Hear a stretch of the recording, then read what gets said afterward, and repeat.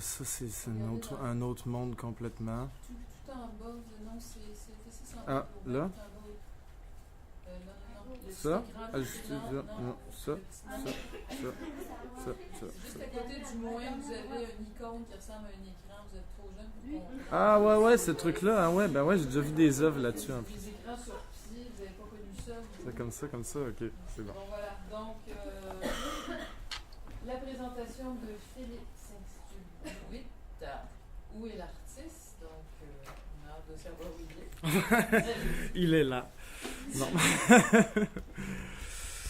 Donc, bonjour tout le monde. Alors, comme Madame Paquette vient de le dire, mon exposition a pour sujet, ça va être une autre fois.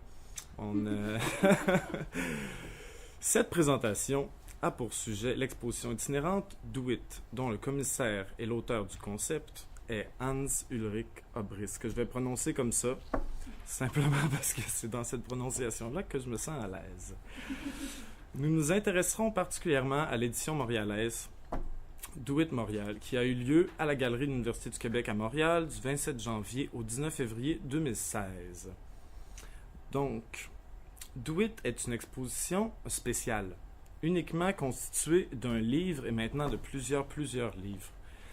Ces livres contiennent des œuvres de plusieurs artistes sous forme d'instructions et de consignes à suivre pour l'établissement hôte. L'idée principale est donc une exposition sans objet et sans artiste, où les œuvres sont réalisées par le personnel de l'institution hôte et ou par le public. La problématique développée sera la suivante. À qui peut-on attribuer le statut d'artiste dans une telle exposition? Les artistes auteurs des consignes qui forment le corpus de Do It détiennent officiellement ce statut et ils sont nommés comme tels dans les différentes publications entourant le projet. Ce statut n'est pas ouvertement remis en cause ni par l'instigateur de cette initiative, plutôt. Personne ne le remet en cause. Par contre, Obrist est clairement présenté comme l'auteur de cette exposition. Exposition constituée d'instructions, instructions exclusives au projet qui est sous la direction de Obrist. De plus, c'est le personnel de l'institution hôte et le public qui sera auteur des objets exposés d'une certaine façon, car c'est lui qui sera intervenu le plus à cet égard. Il y a donc une ambiguïté des rôles, des statuts entre commissaire, artiste et public. Ici, on va se concentrer plus sur l'ambiguïté entre artiste et commissaire.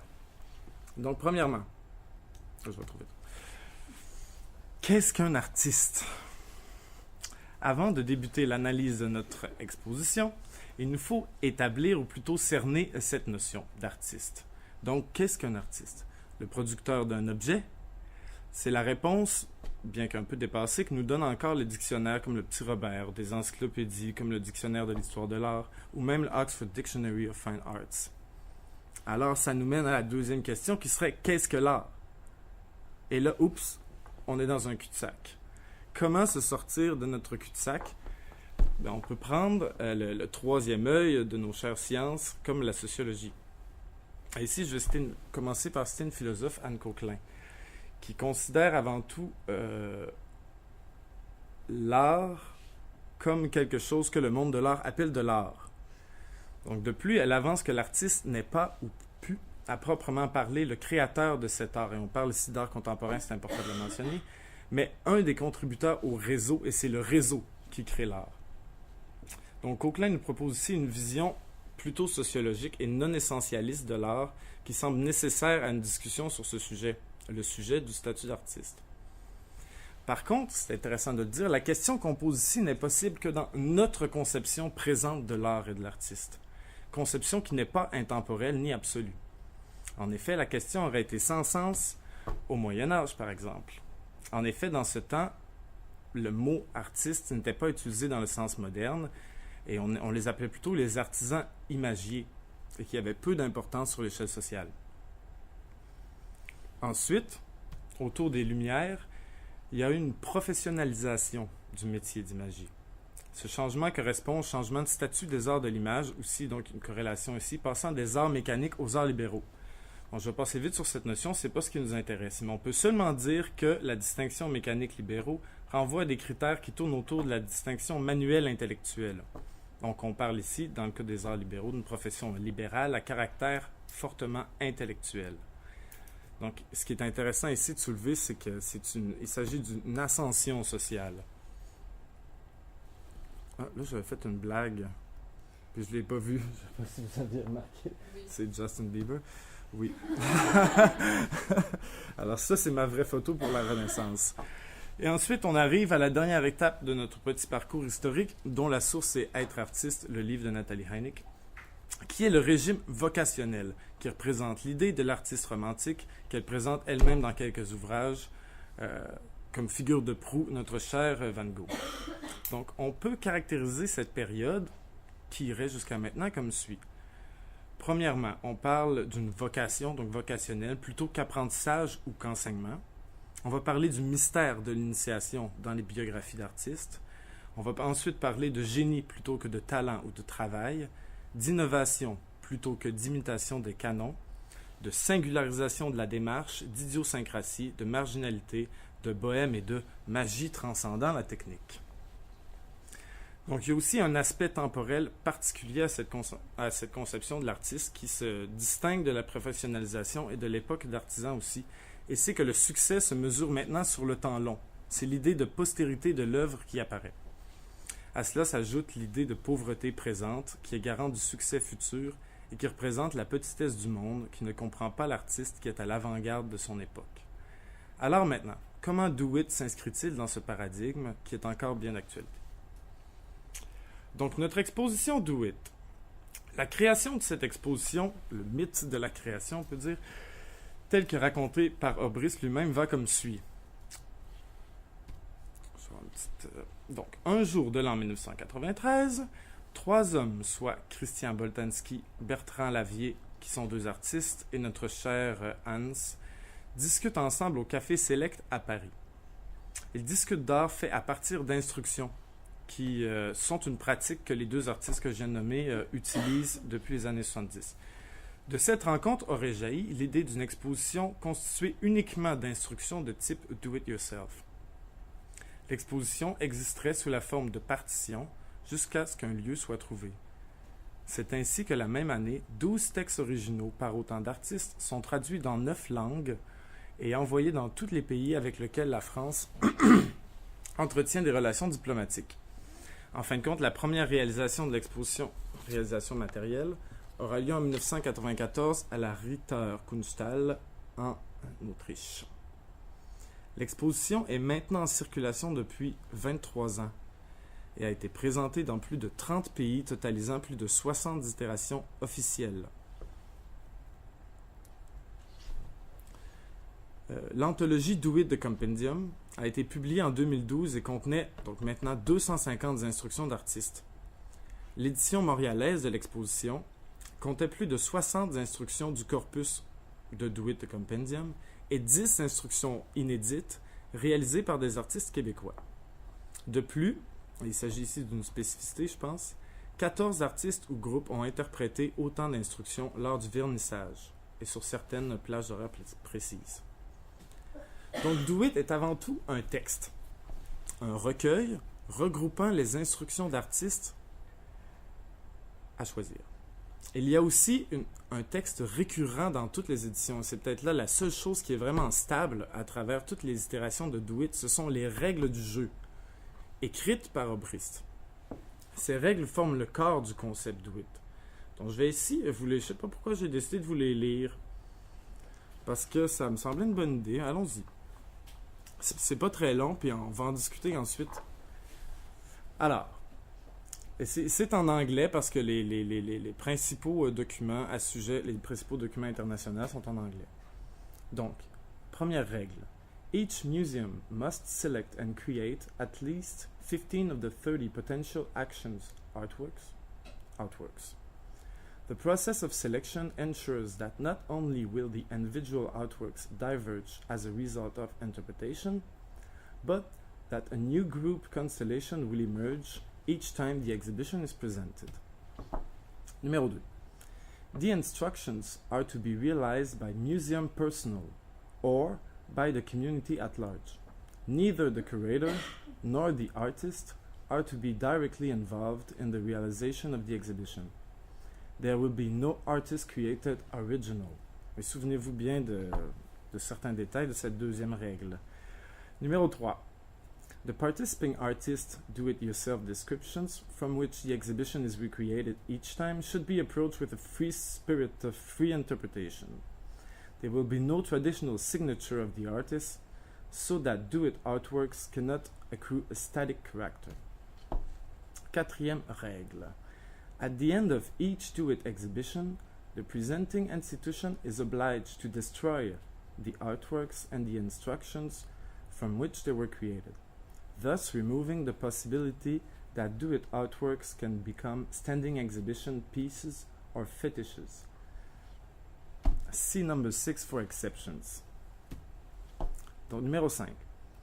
The discrete components from which the artworks were made are to be returned to their original context, making do-it almost completely reversible. The mundane is transformed into the uncommon and is then converted back into the everyday. Do-it appears in order to disappear. Et cette fameuse règle numéro 6.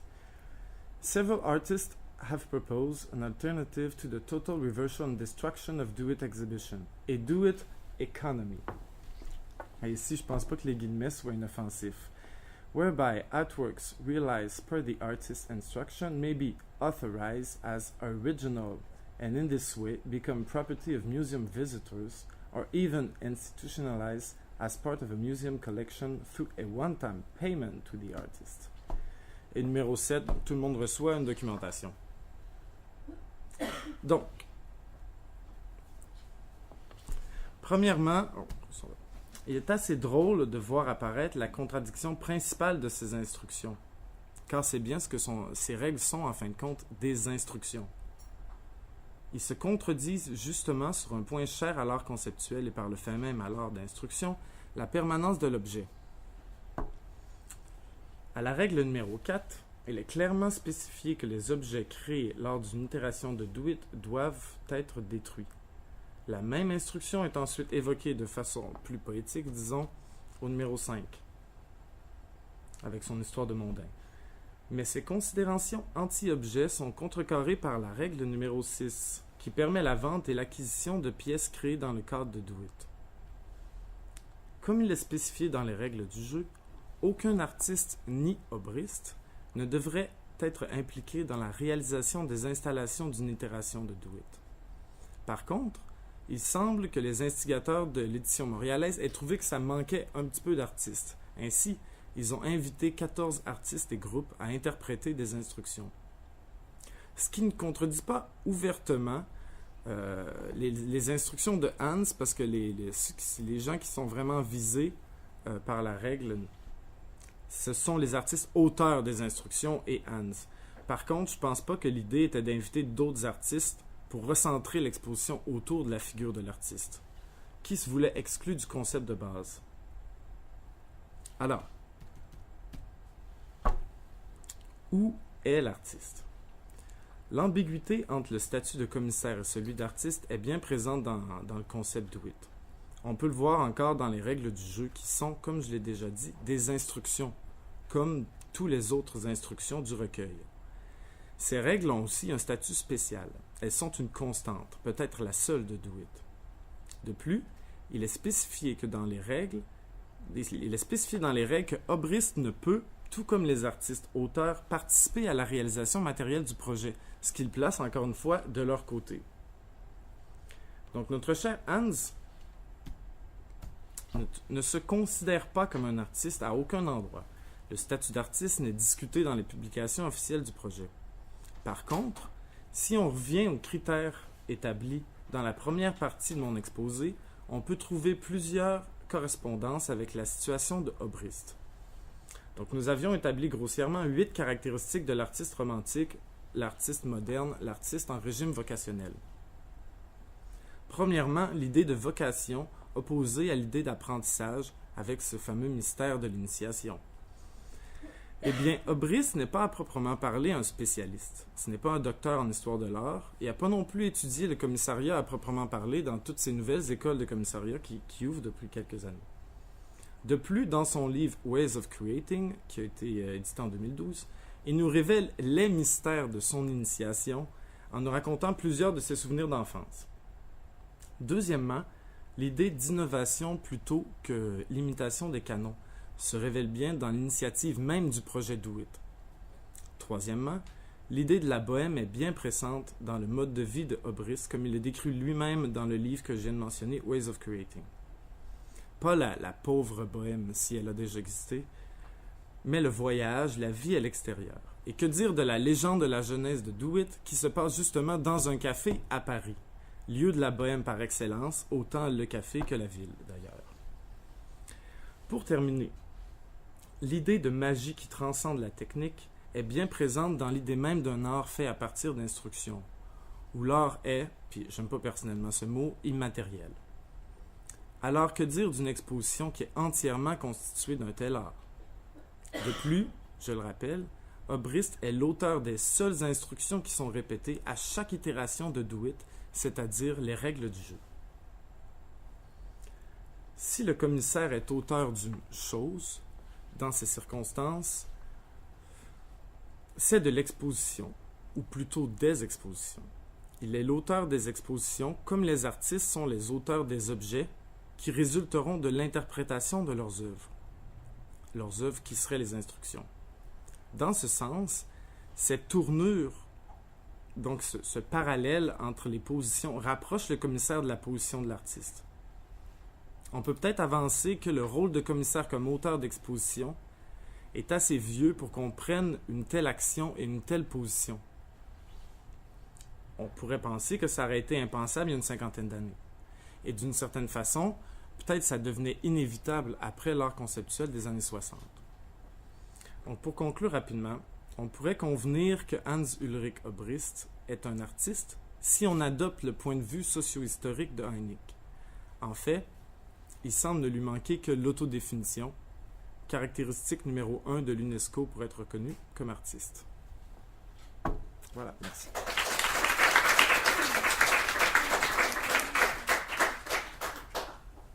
Merci Philippe. Intéressant, il y a quelques flottements là-dedans. Ce que vous embarquez sur le régime vocationnel, c'est l'artiste moderne. Et Obrist, clairement, est un régime postmoderne. Donc, il faut quand même faire un petit peu plus les liens, parce que sinon, c'est intéressant. Pour avoir l'air d'un sophisme.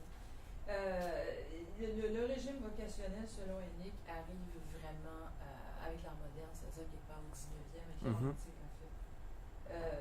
Et c'est ça, le bohème, la bohème, tout ça, toute cette description, c'est bien ça. Mais il faut se poser la question, est-ce que cette description de l'artiste a encore cours? Je pense qu'elle dit que oui, en tout cas, dans ce livre-là. Qui est un peu ancien, d'ailleurs, par rapport à ce qu'elle a écrit, en fait, sa séquence de infini de livres. Ouais, je l'ai pas la date, je l'ai pas noté ici. Parce que c'est ça, dans le triple jeu, elle va vous présenter un artiste, dans le triple jeu d'art contemporain, elle va vous présenter un artiste qui est quand même légèrement différent. Ok. Donc, il faudrait peut-être, l'artiste qui transgresse. Donc il faudrait peut-être aller le voir parce que ça pourrait tout aussi bien vous donner des munitions. En ce sens que vous pourriez voir si vous pouvez accoler la figure d'Obrist sur ce qu'elle dit de l'artiste contemporain, qui est vraiment un régime de transgression. Donc il faut faire attention pour basculer moderne, postmoderne, puis mettre tout ça dans la même enseigne parce que c'est pas la même chose. Même pas chez Hennick. Tout ça reste quand même intéressant. Ce que je vous signale, c'est juste que je pense que vous pourriez être encore plus près du sujet si vous allez chercher les bons. Je vais prendre ça en note, clairement. Voilà. J'ouvre la discussion, bien sûr. Oui, Candice. J'ai noté que tu répétais plusieurs fois le fait que c'était des règles d'un jeu. C'est super intéressant parce que tu vois ça un petit peu comme des instructions d'un manuel pour un jeu. Et vu que tu débattais beaucoup sur la manière de définir ce type d'activité qui est menée au sein de Do It, je voulais savoir comment tu questionnais la porosité qu'il y a entre l'activité ludique et ce collectif qui a une vocation artistique. Est-ce que c'est un jeu? Les règles du jeu, ça vient pas de moi. C'est vraiment Obrist qui les appelle comme ça. C'est le nom des instructions, ça s'appelle les règles du jeu, The Rules of the Game. Mais pour répondre à ta question, je pense que si on pense particulièrement à l'itération de Montréal, l'idée de jeu est très présente aussi. Par exemple, il y avait Be a Star, une installation Be a Star, où il y avait un bac avec plein d'artefacts qui pourraient être liés à la star du rock'n'roll. Puis il y a une guitare, puis un band. Fait que tu pouvais aller là, puis te prendre en photo, j'imagine, faire des selfies. Puis il y avait une guitare que j'ai même accordée lors de ma visite. J'ai cassé une corde. Ouais, donc je pense que l'idée du jeu est très très présente à l'intérieur de ce concept-là, de cette exposition-là, définitivement. Oui? Du coup, d'après ce que j'ai compris, c'est que c'est le spectateur qui va jouer avec ces artefacts, c'est ça? Tu parlais de selfie. Ouais, c'est ça, mais il y a plusieurs... Ouais, vas-y. Excuse-moi, mais du coup, est-ce que ce ne serait pas le spectateur qui deviendrait l'artiste de cette exposition? C'est qu'on ne peut pas établir, je pense, une telle norme parce que les instructions sont tellement différentes. Puis le premier intervenant au niveau des instructions, d'après les fameuses règles du jeu, c'est supposé être le personnel hôte. C'est lui qui fait les installations, c'est lui qui appose les instructions. Après ça, la nature des instructions est vraiment différente. Il y en a qui vont faire intervenir le public, il y en a peut-être pas. Il y a plus de 250 instructions maintenant, donc c'est très, très, très, très différent. La plupart font intervenir le public quand même. C'est souvent en relation avec la pratique de l'artiste qui a écrit les instructions, qui avait déjà une pratique qui faisait intervenir le public, par exemple. Il y a une participation du public dans cette exposition? Dans la plupart des installations, absolument, oui. Ouais. Ouais. En fait, c'est intéressant parce que j'ai approché le milieu de la muséologie, mais sous le rôle de technicienne en muséologie, puis c'est vraiment le rôle du technicien de mettre en place l'œuvre d'art. La question d'instruction, elle existe à peu près dans toutes les œuvres. En fait, c'est une instruction quand même de base. La seule chose, c'est que dans ton cas, c'est que c'est mis à jour. C'est mis comme en vedette. Donc, c'est intéressant. C'est super, c'est vraiment... Une autre différence, peut-être que dirait Obrist, c'est que il n'y a pas d'œuvre à transporter dans Do It. Tout ce qui arrive à la destination, c'est le livre. Puis ensuite, c'est au personnel hôte de choisir les instructions, puis de les réaliser. Ouais, donc tout ce qui arrive, c'est le livre.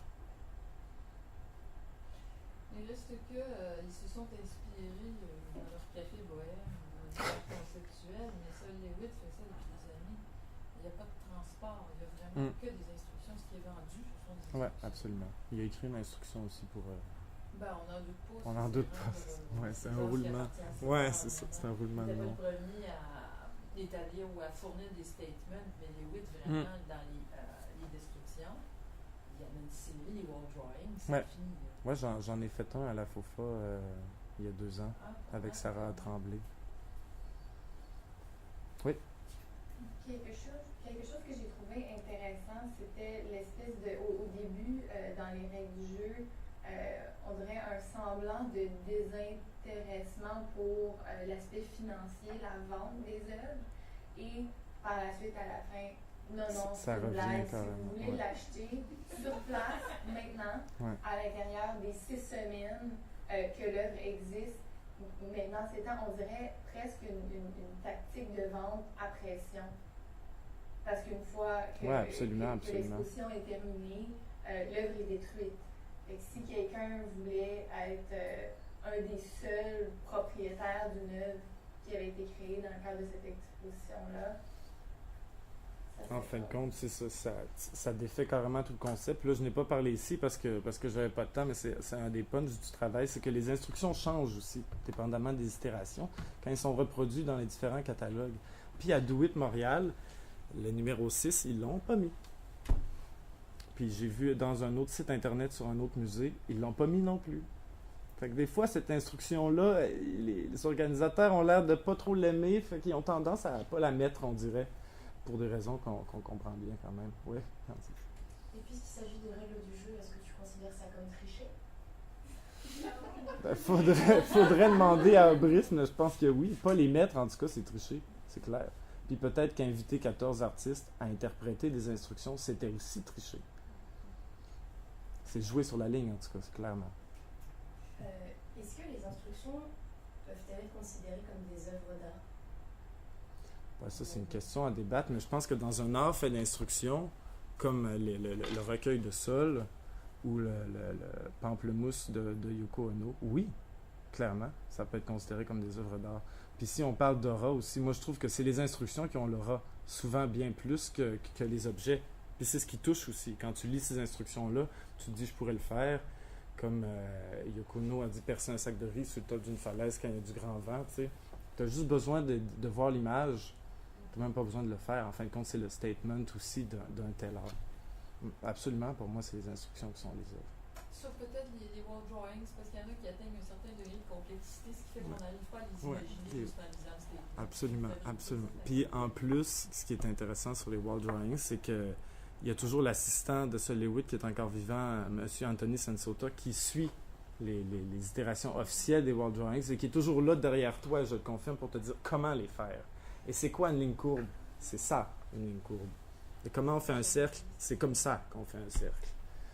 Donc, il y a une petite ambiguïté aussi, là, plutôt intéressante. C'est quand même privilégié d'en avoir fait un. C'était une belle expérience. Dernière question. Peut-être pour continuer sur ce que tu disais par rapport à l'espèce de ligne de tricherie sur le fait d'inviter des artistes, pour avoir été justement au vernissage de la version musicale, les artistes étaient omniprésents. Donc, on n'était pas du tout dans une logique de non, c'est vous le public qui êtes là. Je vous avais François Sullivan qui faisait une performance avec Yann Enfant, le retour de François Sullivan, plein d'œuvres avec des artistes et tout. J'ai eu entendu quelqu'un me dire hey, dans la pièce d'à côté, il y a un Félix González Torres. Non, il a écrit l'instruction, mais il n'est pas celui qui l'a fait. Je trouve ça assez intéressant que tu aies relevé c'est dans ce sens-là, c'est comme j'ai dit, si les organisateurs trouvaient qu'en fin de compte, ça manquait d'artistes, toute cette histoire-là. Fait qu'ils ont trouvé un moyen d'injecter un peu de la personnalité de la figure de l'artiste dans l'exposition pour rendre ça un petit peu plus croustillant, juteux, j'imagine, pour le cher public. Avide. Bonne déduction. Alors, Avide de merci stars, encore, hein, c'est Philippe. ça.